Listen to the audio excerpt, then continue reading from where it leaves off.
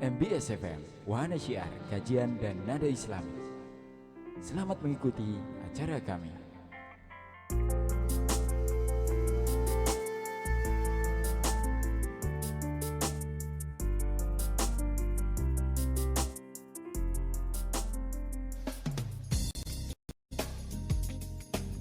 Disiarkan dari kawasan Pondok Pesantren Mampu Solki, Jalan Kiai Haji Syafi'i, nomor 7, Suci, Manyar, Gresik. Inilah Madu Yaman, Mampu Solihin FM. Menggelegar di udara.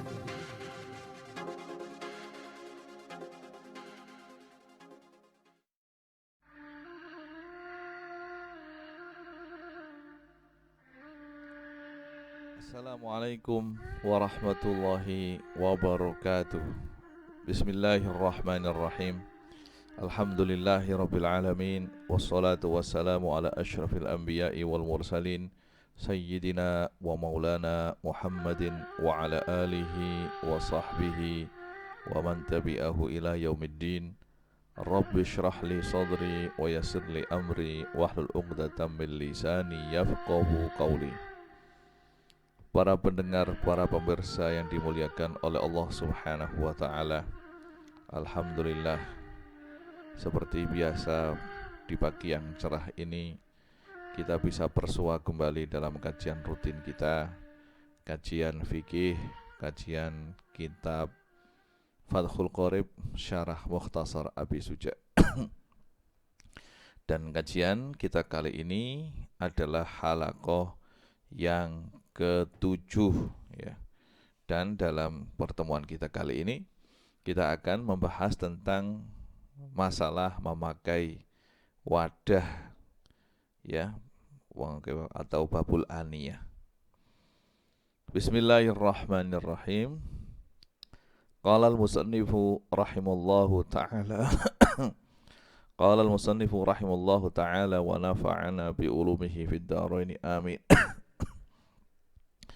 Faslun fi bayani ma yahrumu isti'maluhu minal awani wa ma yajuzu. Fasal ini menerangkan tentang yang diharamkan untuk dipakai dari beberapa wadah dan yang boleh dipakai. Jadi bab ini menerangkan tentang apa saja wadah yang haram untuk kita pakai dan apa saja wadah yang boleh kita pakai. Wa bada'a bil awwal faqala wala yajuzu fi ghairi daruratin lirajulin aw imra'atin isti'malu syai'in min awaniz zahabi wal fiddati la fi aklin wala fi syurbin wala fi ghairihima. Musannaf menerangkan yang pertama, yaitu menerangkan wadah-wadah yang tidak boleh kita pakai atau haram dipakai. Wala yajuzu, dan tidak diperbolehkan. Kata yajuzu ini berarti haram ya. Wala yajuzu berarti haram. Fi ghairi daruratin, haram di selain keadaan darurat. Lirajulin, bagi orang laki-laki, awim ro'atin, atau orang perempuan, isti'malu syai'in, memakai sesuatu, min awaniz zahab wal fiddah, dari wadah-wadah yang terbuat dari emas dan perak, la fi aklin, tidak untuk makan, wala fi syurbin, dan juga tidak untuk minum, wala fi ghairihima, dan tidak untuk yang lainnya. Jadi memakai wadah, misalnya piring, mangkok, kemudian gayung, gelas, ya ini namanya wadah. Memakai alat-alat seperti ini, wadah ini, jika alat itu terbuat dari emas atau terbuat dari perak, maka hukumnya adalah haram dalam segala bentuk kegunaan, Lafi aklin, tidak boleh untuk dipakai untuk makan atau untuk minum atau untuk keperluan lainnya, tidak boleh. Ya, tentunya ya karena itu ilahnya adalah karena itu akan membuat orang yang melihat atau orang fakir ya yang tidak bisa membelinya akan patah hatinya, ya, akan merasa sedih. Itu haram hukumnya. Ya. Wa kama yahrumu isti'malu ma dzukir yahrumu ittikhaduhu min ghairi isti'malin fil asah. Sebagaimana haram untuk dipakai, juga haram untuk menyimpannya tanpa dipakai menurut qaul asah. Dan misalnya kalau saya, misalnya saja, punya duit banyak terus beli mangkok dari perak atau dari emas, kemudian saya taruh di bufet sebagai hiasan saja, tidak saya pakai, itu juga hukumnya haram. Karena ilahnya masih ada. Orang fakir yang melihatnya hatinya akan ternyuh, hatinya akan sakit hati. Wong makan saja ndak bisa, ini kok enak-enakan sampai beli piring atau gelas dari emas atau perak. Akan ndak boleh. Ya. Dan seperti disebutkan dalam hadis Bukhari dan Muslim bahwasanya Nabi melarang ya untuk makan atau minum dari memakai wadah yang terbuat dari emas dan perak. Ya, orang yang minum dengan wadah dengan gelas dari emas atau perak, atau orang yang makan pakai gelas atau pakai piring dari perak atau emas, seperti memasukkan api ke dalam perutnya. Jadi hukumnya adalah haram. Ya. Jadi haram baik dipakai atau tidak dipakai, menyimpan saja hukumnya haram. Itu kalau wadah-wadah tersebut terbuat dari emas dan perak ya. Wadah-wadah ini bisa berupa piring, mangkok, gelas ya, panci, botol dan yang lainnya. Wa yahrumu aidan isti'malul ina al-matli bi dzahabin aw fiddatin in hasala minatila isyai'un bi ardihi alan nar. Dan diharamkan juga memakai wadah-wadah tersebut, wadah yang disepet atau disepuh bahasa Jawanya ya, atau dicat pakai emas atau perak, dengan syarat in hasola minat tilai syai'un bi ardihi alan nar. Jika wadah yang disepet atau yang disepuh, dicat pakai emas atau perak itu, jika didekatkan kepada api, itu emasnya akan meleleh. Itu tanda kalau sepuannya itu banyak. Jadi misalnya ini botol, ya, botol ini bagus, ya, mau saya bikin sebagai apa? Sebagai untuk iklan, ya, iklan MBS Water. Maka saya sepuh pakai emas, ya, saya sepuh pakai emas, kelihatan kuning bagus, kemudian tulisannya ini saya sepuh pakai perak. Ya. Hukumnya apa? Hukumnya haram jika sepuannya itu tebal.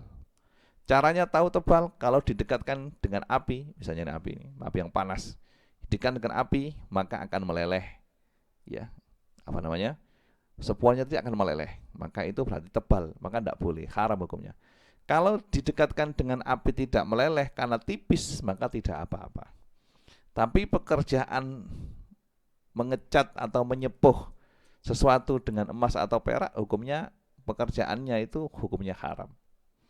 Tapi untuk memakai botol atau peralatan yang disepuh pakai emas atau perak itu apakah haram? Ya tadi, kalau sepuannya itu sedikit, maka tidak apa-apa. Tapi kalau sepuannya itu tebal, sekiranya didekatkan dengan api ini bisa leleh, maka hukumnya haram. Ya. Kemudian wa yajuzu isti'malu ina'i ghairihima, ai ghairi zahabi wal fiddati minal awani an-nafisati ka ina'i yaqutin. dan diperbolehkan memakai wadah-wadah selain emas dan perak. Ghairi dzahab wal fiddah, selain emas dan perak, selain yang terbuat dari emas dan perak, yaitu minal awani, dari wadah-wadah yang bagus. Ka ina yakutin, seperti ina yang seperti wadah yang terbuat dari batu yakut. Adapun peralatan ina-ina yang lainnya yang tidak terbuat dari emas dan perak itu boleh dipakai, meskipun harganya lebih mahal dari emas dan perak, karena memang tidak ada dalil yang mengharamkannya. Yang pertama. Yang kedua, karena jarang orang yang ngerti. Misalnya kalau saya punya mangkok yang terbuat dari apa? Kristal ya, yang kristalnya mahal, kristal yang bagus ya, yang harganya itu lebih mahal dari emas misalnya saja, maka tidak haram. Atau saya punya mangkok terbuat dari intan misalnya saja, atau terbuat dari peirus, atau terbuat dari zabarjat ya, atau dari zamrud misalnya, maka tidak haram meskipun harganya lebih mahal dari emas dan perak, karena memang tidak ada hadis yang yang mengharamkannya, tidak ada dalil yang mengharamkannya. Ya, wa yahrumul ina'u al-mudabbab bi fiddatin, ya, bi dhabbati fiddatin kabiratin urfan li zinatin. Dan haram memakai ina yang mudhabbab, yang ditambal. Mudhabbab itu apa sih? Ya. Asal daripada dhabbab itu adalah tambalan. Jadi dulu itu jika ada orang punya wadah yang bagus, punya mangkok bagus, atau punya gelas bagus, kemudian gelasnya itu pecah atau retak, ya untuk agar tidak retak, bisa dipakai kembali, dulu itu ditambal atau direkatkan pakai emas atau perak. Kan dulu udah ada lem ya, kalau sekarang kita bisa pakai lem Altego atau lem apa sehingga bisa dieratkan kembali.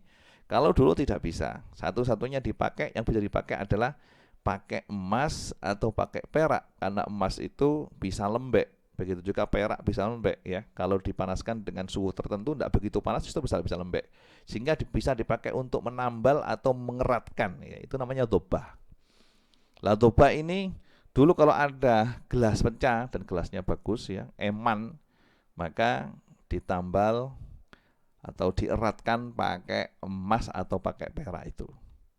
Nah ini apakah boleh? Maka ini perinciannya seperti ini.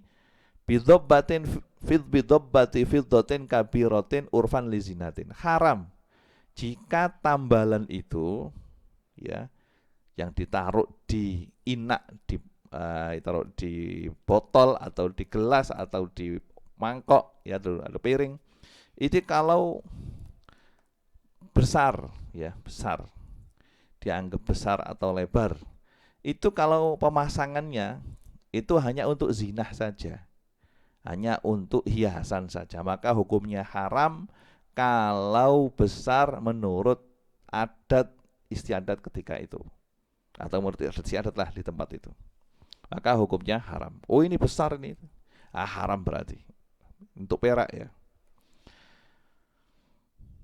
Fa in kanat kabiratan li hajatin jazat ma'al karoha, atau banyak, tambalannya itu banyak tapi ada perlunya, yaitu karena gelas itu pecah sehingga atau retak ya, sehingga untuk mengeratkan kembali perlu ditambal pakai perak atau emas. Kalau tambalannya itu banyak, besar, dan memang ada perlunya untuk mengeratkan yang retak itu, maka makruh. Tadi kalau banyak itu haram jika hanya sekedar untuk hiasan.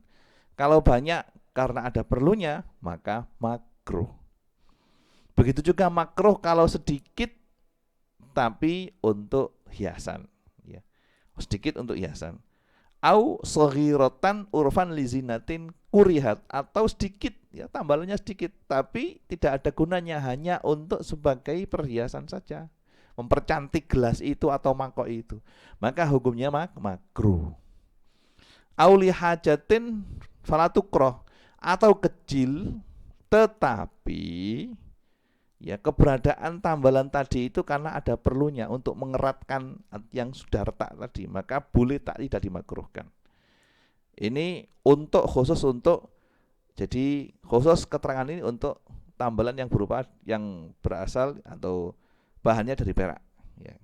Jadi kalau bahannya dari perak, kalau besar sekedar untuk mempercantik atau menghiasi maka hukumnya haram, besar ya banyak, atau banyak tapi ada perlunya maka hukumnya makruh, atau kecil tapi untuk hiasan saja maka hukumnya makruh juga, sedikit maksudnya, atau kecil tapi ada keperluannya maka hukumnya tidak makruh. Ini khusus untuk tambalan yang bahannya terbuat dari perak. Tapi kalau tambalan itu amma dhabbatuz zahab, adapun jika bahan yang dibuat nambal atau untuk mempercantik menghiasi tadi itu dari emas, fatahrumu mutlaqon, maka haram secara mutlak, kama shahahahu Nawawi, seperti yang ditasheh oleh Imam Nawawi dalam kitabnya Minhaj. Beliau mengatakan bahwasanya dhabbatuz zahab ini haramun mutlaqon, tidak ada perinciannya. Itu menurut Imam Nawawi, tapi kalau menurut Imam Rafi'i tidak ada perbedaan antara emas dan perak dalam masalah dhobah ini. Keterangannya seperti hukumnya persis seperti hukumnya perak menurut Imam Rafi'i. Kalau menurut Imam Nawawi, untuk tambalan itu jika bahannya dari emas maka haram secara mutlak. Demikian kajian yang bisa kita kaji ya di halaqah yang ke-7 ini, mudah-mudahan bermanfaat. Dan untuk halaqah berikutnya kita akan membahas masalah kesunatan siwak. Mudah-mudahan apa yang telah kita kaji dijadikan oleh Allah Subhanahu wa taala sebagai ilmu yang bermanfaat.